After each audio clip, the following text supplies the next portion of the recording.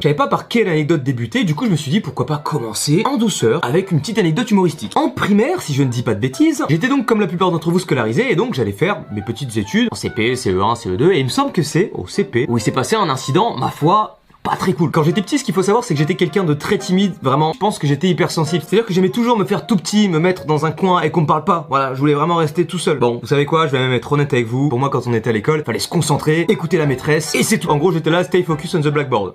Ouais, je parle anglais, ouais. J'étais donc un élève sérieux et je ne supportais pas qu'on copie sur moi. Du coup, on était assis 2 par 2 sur des tables. Je me souviens, j'étais à droite comme ça, tu vois. Et en gros, quand on avait des contrôles, la prof nous demandait de mettre un cahier entre nous. Vous savez, genre ça, c'est ton cahier, tu vois, que tu comme ça, et la prof, elle te demandait de mettre ton cahier comme ça. Et moi, en fait, ce qui se trouve, c'est que je supportais pas qu'on copie sur moi parce que ça m'insupportait. Le nombre de fois où je me suis fait baiser, j'avais appris mon cours, je laissais les autres me recopier et ils avaient une meilleure note que moi et après ils me narguaient. Mec, ça m'est arrivé 2-3 fois. Après, j'ai dit stop. Je dis les gars, il y a une frontière à ne plus franchir. Cette limite, je veux même pas voir ton œil sointé sur ma copie, c'est mort. C'était un coup de coude direct. Du coup, à chaque fois, mon pote sortait son cahier, je lui disais ne communique plus avec moi, j'ai ce qu'il te faut. Je sortais un classeur, mais mec, c'est sûr, je l'ai acheté exprès juste pour ça. C'était une montagne, vraiment, tu pouvais pas voir à travers. Du coup, on commence le contrôle et tout. Et en fait, ce qui se passe, c'est que je pense que j'avais une petite diarrhée ou alors je faisais une crise de foie, je sais pas. Mais j'avais énormément mal au ventre et en gros, j'avais des soucis d'intestin quand j'étais petit. Du coup, en temps normal, j'étais censé souvent aller aux toilettes, mais je n'y allais jamais parce que j'étais trop timide. Moi, la prof me parlait, j'avais les larmes aux yeux tellement, pour vous dire, j'étais hyper sensible quoi. J'avais horreur de passer au tableau, de prendre la parole, de parler avec les gens, d'interagir avec les gens. Bref, je pouvais pas. Du coup, quand j'allais pas bien, bah, je restais comme ça à la table. Donc du coup, j'étais là, mon pote était à ma gauche et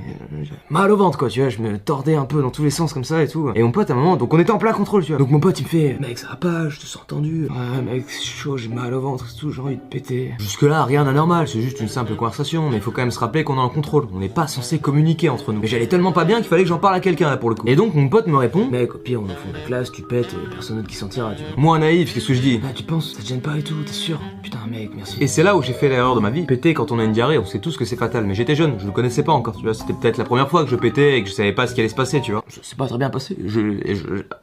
Non, c'est vrai que c'est spécial la première fois que tu te chies dessus, c'est un moment assez solennel où tu te sens un peu seul, mais pas trop non plus parce que tu regardes autour de toi, il y a quand même du monde. Mais c'est pas ça en fait, le truc le plus gênant là-dedans. Certes, t'as les fesses humides, certes, bah voilà, vu que t'as la diarrhée, c'est un peu liquide et...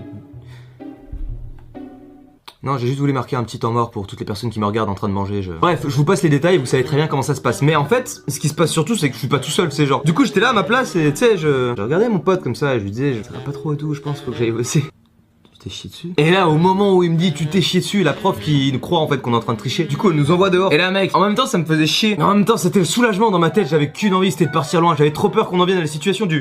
Mais ça pue la merde ici, madame, qu'est-ce qui se passe? Ça vient de la table de Théo et Baptiste. Et vu l'odeur épicée, je sais très bien de qui ça vient. On n'en est pas arrivé à ce cas-là. J'ai pu m'enfuir avant que tout le monde sente la merde. Ça en est quand même suivi une scène assez hilarante dans laquelle je n'étais absolument pas à l'aise. C'est le moment où j'ai dû me lever.